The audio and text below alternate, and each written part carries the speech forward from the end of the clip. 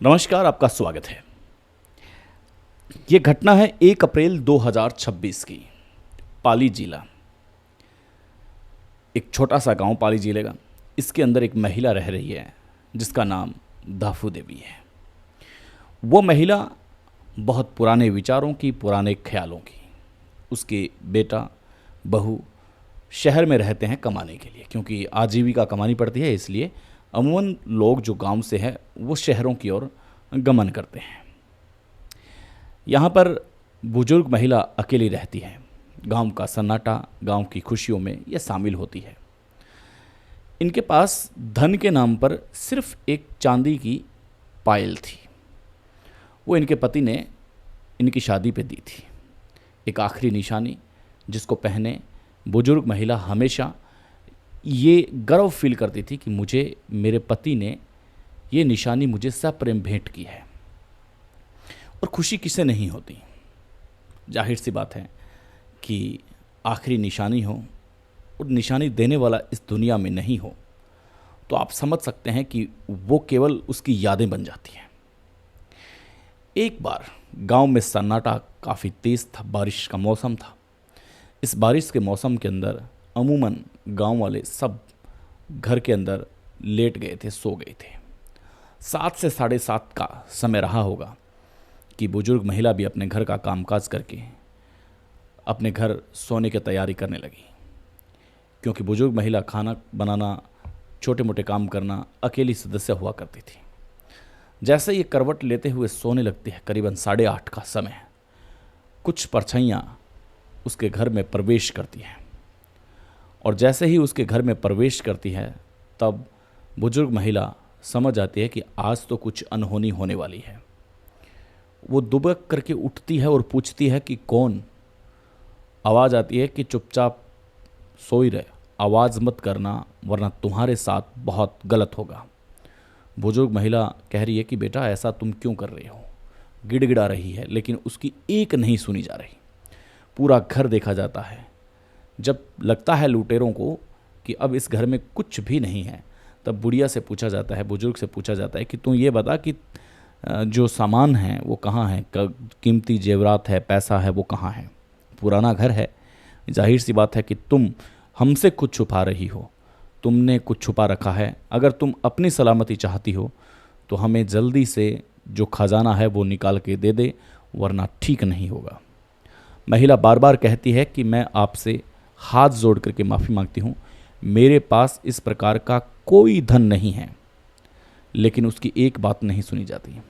महिला के साथ मारपीट की जाती है, लेकिन फिर भी महिला के पास ऐसा कुछ भी नहीं था जो उन लुटेरों को बता सके कि उस फला जगह में एक ऐसी चीज़ पड़ी है जो आपके काम आ सकती है।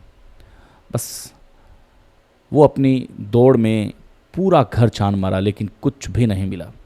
एकाएक लुटेरों की नज़र उसके पैरों में पड़े चांदी की पायल पर पड़ती है। क्रूरता हद और तब हो गई जब आप सुनेंगे आगे का किस्सा। लेकिन इससे पहले आप ये सुनिए कि वो चांदी की पायल लुटेरे लूट करके ले जा चुके थे। सुबह जब घर वाले आसपास जो थे उनकी यहाँ पर बदबू आना शुरू होती है कि यार किस प्रकार की बदबू आ रही है, क्या है। उनको नहीं पता था कि रात लूट हो चुकी है और लूट के अंदर बुढ़िया की जो पायल है वो ले जा चुकी है। लेकिन लूट का इस चीज़ से क्या वादा था, क्या संबंध था कि ऐसी बदबू आए।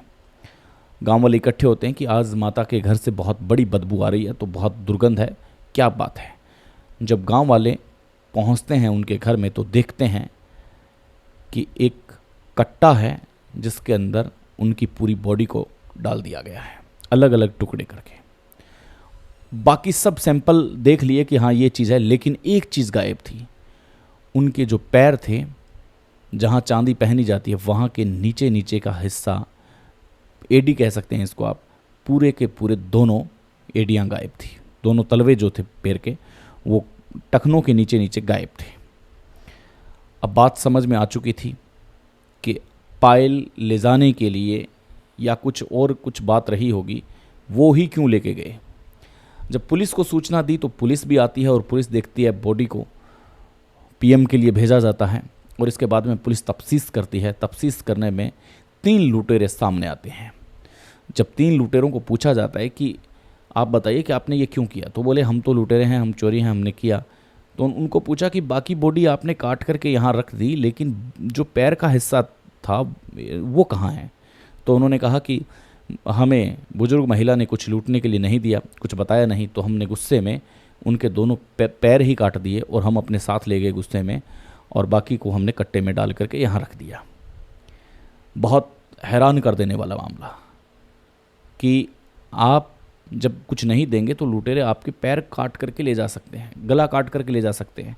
मान लीजिए इस उंगली के अंदर सोने की रिंग है, वो उंगली काट के ले जा सकते हैं। बताइए, पूरा जो शहर था वो ये खबर सुन करके हैरान था कि क्या वाकई में ऐसा हो सकता है।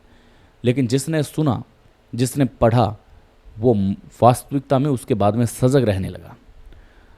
इसलिए क्राइम कहीं भी कभी भी हो सकता है। सावचेत रहें, सतर्क रहें। आपसे फिर मुलाकात करेंगे। नमस्कार।